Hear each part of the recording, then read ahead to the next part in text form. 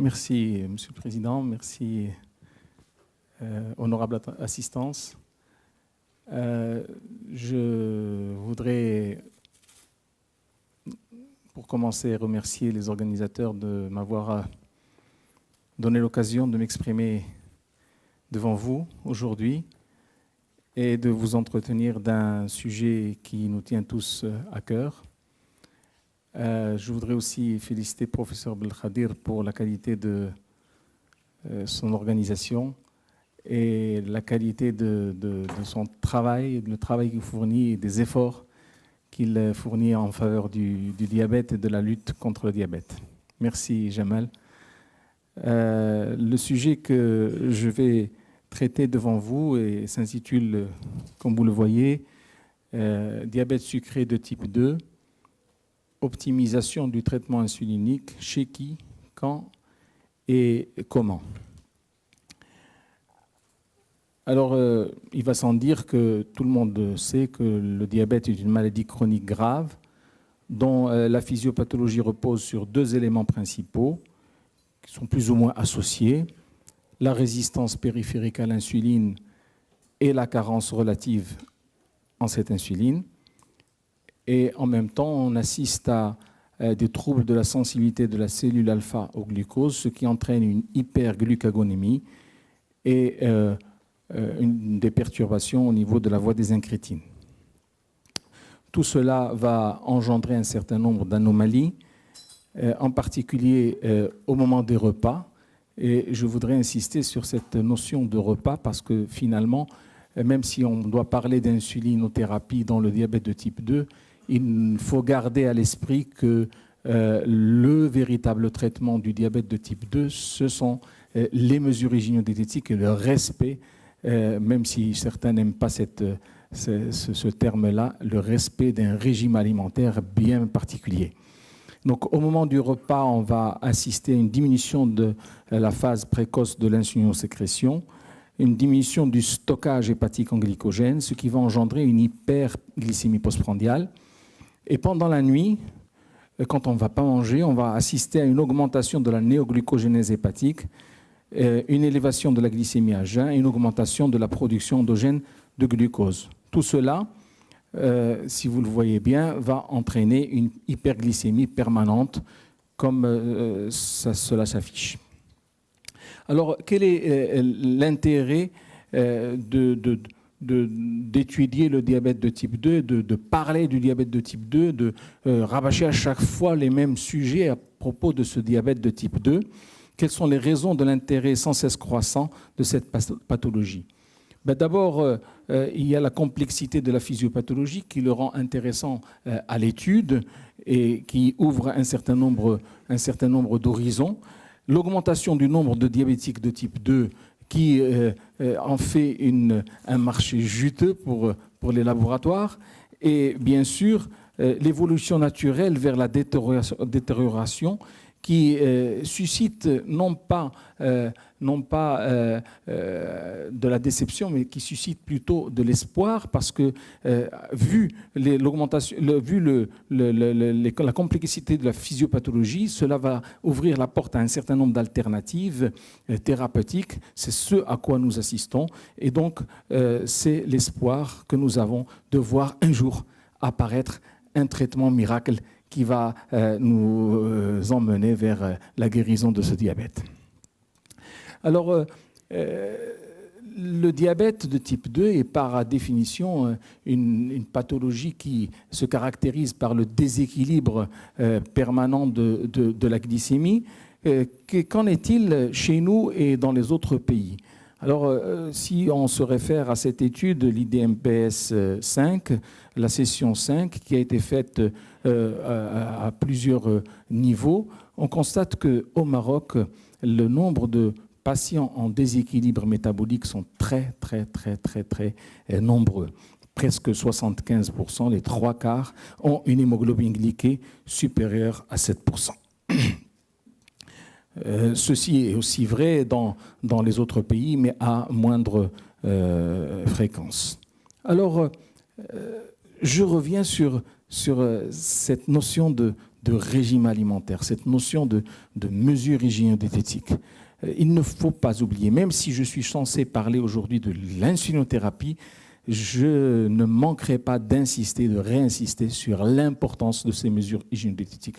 Elles nous réservent un meilleur rapport efficacité-sécurité, et c'est 80% du traitement finalement. Comme le disait tout à l'heure au cours d'une discussion avec le professeur Jaffiol, qui est ici là présent, les mesures hygiéno-diététiques constituent 80% du traitement. Alors ces mesures hygiéno-diététiques elles sont représentées par une prise en charge nutritionnelle correcte et une activité physique bien menée. Tout cela va permettre une efficacité meilleure dans la prévention, mais également une indication de ces mesures hygiéno-diététiques dans tous les types de diabète et à tous les stades. Sauf que très souvent, nous sommes confrontés à un problème d'observance, et ce problème d'observance va entraîner un déséquilibre plus important, et ce déséquilibre va se détériorer encore plus avec le temps, et on va assister à la genèse et à l'apparition des complications. Donc, nous sommes très souvent confrontés à l'obligation de prescrire des médicaments. Les tendances actuelles, je ne vais pas vous les apprendre. Toutes les recommandations sont d'accord pour mettre la metformine, qui reste le traitement incontournable au tout début et qui va être associé avec tout type de médicaments. Ces recommandations sont représentées dans ce tableau qui est illisible, à mon goût. Bon, c'est pour ça qu'on va le détailler un petit peu pour qu'on y voit plus clair. Voici comment je le détaille. Les anti-hyperglycémiants chez les diabétiques type 2 adultes, on commence au moment du diagnostic, on initie encore une fois les mesures hygiéno-diététiques, on établit un objectif HbA1c, puis on entame un traitement médicamenteux selon cet HbA1c. Et cela va se décliner en 3 rubriques. Si l'HbA1c est inférieur à 9%, on commence par une monothérapie. Si elle est supérieure à 9%, on va à la bithérapie. Et si c'est encore plus déséquilibré, on peut envisager d'autres situations, d'autres alternatives thérapeutiques, jusqu'à aller au traitement injectable dont nous allons parler bien sûr dans les minutes qui viennent. Alors, en ce qui concerne la monothérapie, je ne vous apprends rien, c'est les détails du schéma que vous avez, le schéma illisible. Alors, les mesures hygiéno-diététiques, toujours, bien sûr. Ensuite, on va initier la metformine s'il n'y a pas de contre-indication. Et les contre-indications sont bien connues, je ne vais pas y revenir. Et après 3 mois, on fait une évaluation. Si nous sommes aux objectifs, on continue notre surveillance. Sinon, on vérifie si le patient respecte réellement les mesures hygiéno-diététiques et la prise thérapeutique. Et si tout va bien, s'il n'y a pas d'anomalie, on va vers l'escalade thérapeutique. Alors cette escalade thérapeutique peut être représentée par la bithérapie. Maintenant, il y a la notion de présence ou non de maladie cardiovasculaire que vous connaissez et qui va présider au choix du traitement que l'on va ajouter dans notre escalade thérapeutique. Est-ce qu'on va mettre des sulfamides ou est-ce qu'on va mettre des inhibiteurs des DPP4 ou est-ce qu'on va mettre des analogues du GLP1, etc., ou des inhibiteurs du SGLT2. Et donc, on va passer à la trithérapie si on n'arrive pas à de bons résultats, toujours dans les mêmes conditions. Et ce qui nous intéresse le plus pour cette intervention, c'est l'ajout d'un traitement injectable. Ce traitement injectable peut être soit aujourd'hui le liraglutide ou assimilé, c'est-à-dire un analogue du GLP1, soit l'insuline. Alors pourquoi l'insuline ? L'insuline, on peut l'indiquer dans les infections intercurrentes, je ne vous apprends rien, c'est seulement un rappel, et elle va nous permettre d'obtenir un meilleur contrôle glycémique, ne serait-ce que sur une courte période, le temps de rétablir la situation chez le patient, et elle va nous permettre aussi de limiter le risque de complications dégénératives. Alors, tout le monde connaît la mémoire glycémique. Plus on atteint un équilibre précocement chez le patient, et mieux ça sera répercuté dans le temps. Et donc, comment cette insuline va permettre d'arriver à ce résultat? Malgré le retour, selon l'étude UKPDS et le post-UKPDS, tout le monde sait que maintenant que malgré le retour au déséquilibre après la fin de l'étude, il y a une persistance de la protection vis-à-vis des complications microvasculaires et des autres complications. Le groupe de travail qui a été créé à la suite de cette constatation a émis un certain nombre de recommandations. Et nous avons d'autres arguments qui vont conforter notre choix de l'insuline, des arguments thérapeutiques, physiopathologiques et scientifiques. L'intensification thérapeutique est devenue une méthode souvent bien défendue par les différents intervenants dans la prise en charge du diabète. Alors maintenant, la question qui se pose à nous, c'est quelle insuline utiliser quand on veut introduire l'insuline chez le diabétique de type 2. Il y a une grande discussion à ce sujet et l'étude IDMPS 5 a fait la comparaison entre l'insuline basale et les premix, et vous constatez avec moi que l'insuline basale permettrait un meilleur équilibre que les prémixés. Maintenant, on constate que même avec l'insuline basale, l'équilibre n'est pas très intéressant et que 27% uniquement sont bien équilibrés. Alors qu'est-ce qu'il faut faire à ce moment-là?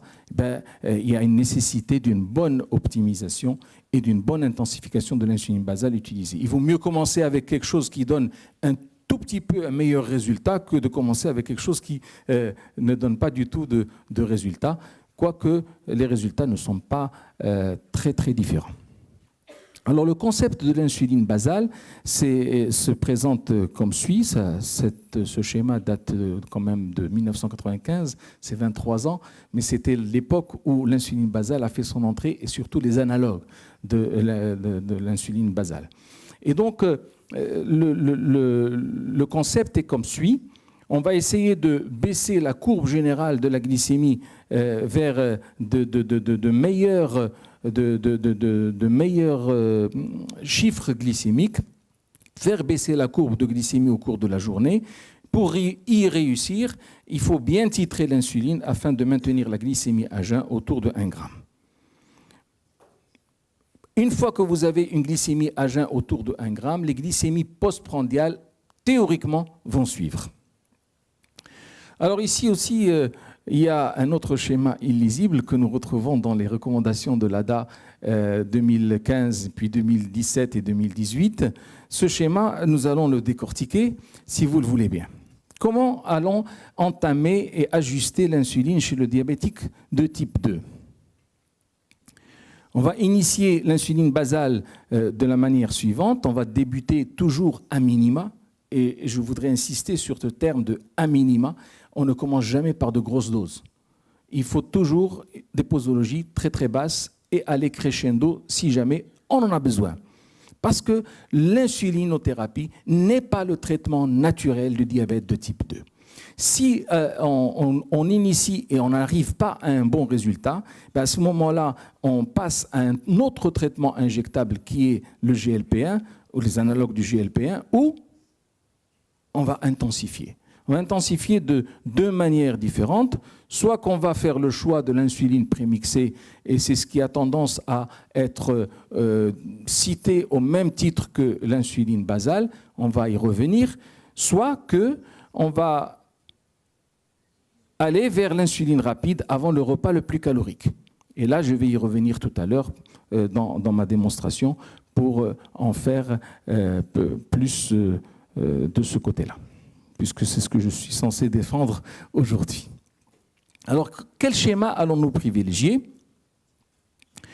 D'emblée, je vais dresser les avantages de la bedtime, de l'insuline basale au coucher, et vous dire qu'elle permet de freiner la lipolyse. Elle a plusieurs avantages. Elle freine la lipolyse nocturne et cela va permettre d'améliorer la glycémie à jeun au réveil, favoriser l'action des antidiabétiques oraux qui sont éventuellement associés à l'insuline, et elle a moins d'effets en cours de journée et donc elle va donner moins d'hypoglycémie que les prémixés. C'est ce qui va se vérifier sur les différentes études. Parfois, on commence par la NPH comme insuline basale, mais il est intéressant d'aller vers une basale plus intéressante qui est la glargine. Et voilà la manière avec laquelle on peut passer de une NPH une fois par jour ou deux NPH par jour. Et vous avez les correspondances. Le principe d'ajustement est d'éviter toute hypoglycémie, normaliser les glycémies du matin et normaliser les glycémies élevées du reste de la journée.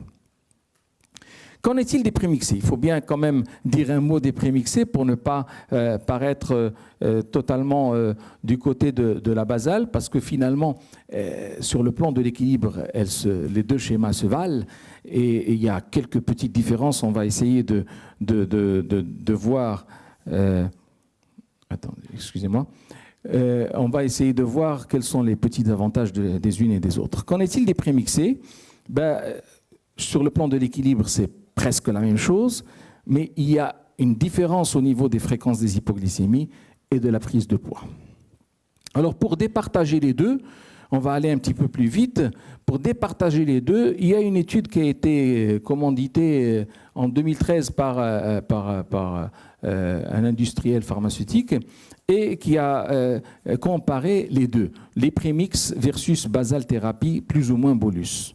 Elle a concerné 582 patients qui étaient tous ou presque déséquilibrés et elle a divisé les patients en 3 groupes. Sur les résultats, il y a eu des sorties de route et tous les groupes ont atteint un bon équilibre. Donc, c'est ce que je disais tout à l'heure, mais en termes d'HbA1c, il y a une non-infériorité significative du basal versus prémix. Et en termes d'hypoglycémie, les hypoglycémies sont plus fréquentes dans le groupe prémix. En termes de posologie d'insuline, le groupe basal a besoin de moins d'unités d'insuline que le groupe prémix. Et donc, il coûterait un petit peu moins cher, mais ça, c'est de la philosophie plus qu'autre chose. En termes de gain pondéral, encore une fois, nous avons une supériorité de l'insuline basale. Alors, la conclusion des auteurs de cette étude, c'est que l'insuline basale associée à une seule injection prandiale d'insuline rapide est au moins aussi efficace pour rétablir l'équilibre glycémique. Et le basal bolus complet est plus efficace que les insulines prémixées. Et le schéma basal plus permet d'obtenir un équilibre similaire à celui des prémixés, mais avec moins d'hypoglycémie et une prise pondérale inférieure. Alors tout cela, c'est bien. Ça donne un petit peu l'avantage à l'insuline basale. Mais cette insuline basale dont nous vantons les avantages aujourd'hui, il arrive qu'elle ne suffise plus ou pas. Et donc, on va passer de l'optimisation à l'intensification.